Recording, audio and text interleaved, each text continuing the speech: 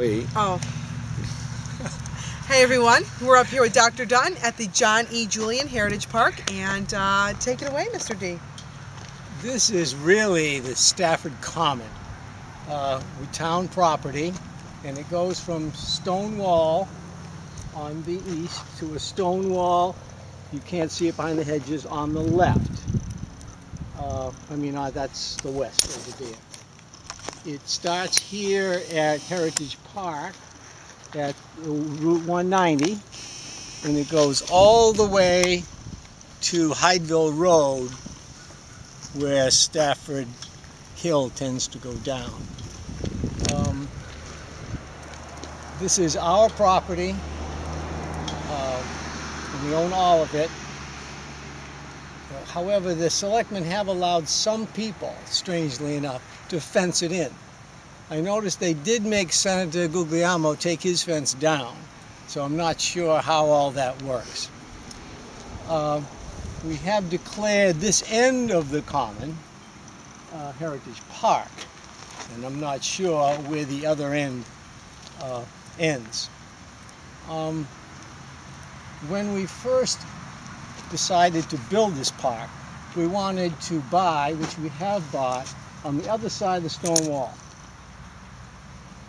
And there was a cornfield back in the 60s and 70s.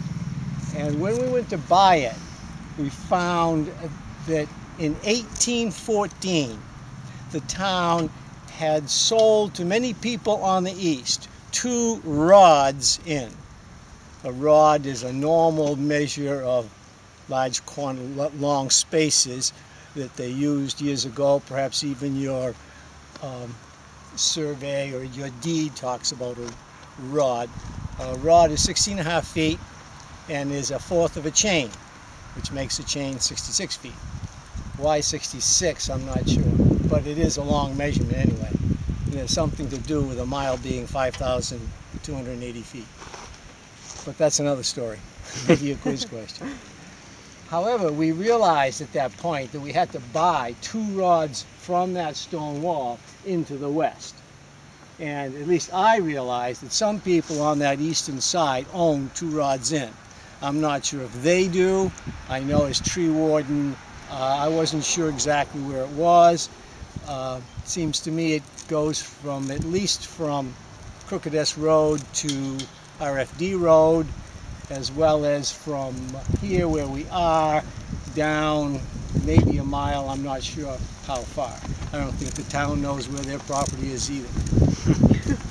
The common, however, was used and laid out by Tom Kimberly in 1718 as basically the pasture. And every New England town has one. Sometimes you can't see them because, as you can't see this one, because you assume that people's front yard belongs to them, which it doesn't. It's ours, except for that 2 rods there. Here's where they brought their cows in at nighttime, their pigs, where they kept most of their animals secure. Perhaps you know that Stafford Street was where the first settlers came. And this is the Pasco house, P-A-S-C-O, and thought to be one of the first houses. You can perhaps read the sign on the door. It says 1723. It's a salt box, rather large house for that era. I would assume that many started much smaller and were added onto. The name Pasco has always fascinated me because it doesn't really sound like an old English name. But maybe during colonial times or before, an immigrant went from Italy to England, and perhaps it wasn't Italian, perhaps it wasn't. That's good research for somebody.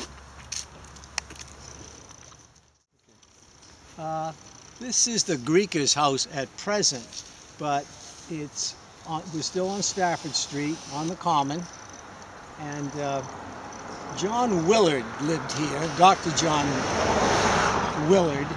He was perhaps the longest congregational minister that we had. He served from 1756 to 1806 when he died. That's about 50 years, I recall. He was an educated man. He was a doctor, got his PhD, went to Harvard. He also had a private school here for boys and girls, mostly boys of course, who wanted to go to college, because you couldn't go from college after you got out of elementary school, and of course there was no high school here. So this was sort of a private school. To get to college you just had to pass an exam. And Dr. Willard prepared boys for the only college there was Harvard at Massachusetts and Yale in Connecticut.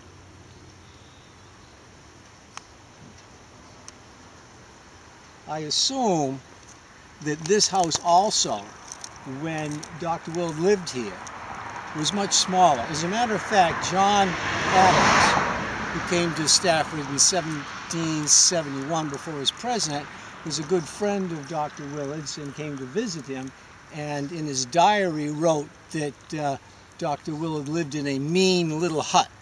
So it was probably a far cry from this nice looking colonial home at the present time. This is, we're also on the east side of the common, and this is Minor Grant's house, which I believe was built in 1801. The sign is gone, I guess they painted the house. A federal looking house with a nice Palladian window at the top. Minor Grant is perhaps in history famous for the Grant store that is now in Sturbridge. However, which was over here on our right, somewhere, I'm not exactly sure, but not far from Minor Grant's house, and certainly before Goodell Road.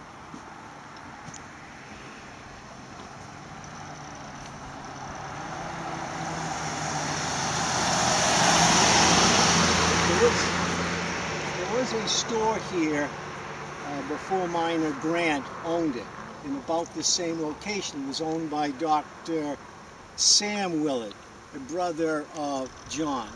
As a matter of fact, John had two brothers. One was Joseph, who was president of Harvard for some time. But Sam Willard had the store here in town in the late 18th century. If you read my book on colonial history, there's an exciting story of the fire that burned the place down. I realize 1801 is a little beyond the colonial period, but I threw it in my book anyway.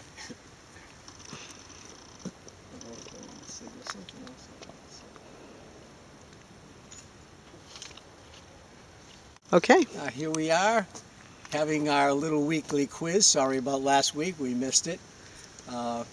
Last week, the winner was Ebenezer Goodman, and he guessed the correct answer 550 feet above sea level. But this year's question, this week's question, I'll make it a year's question, is how wide is the common?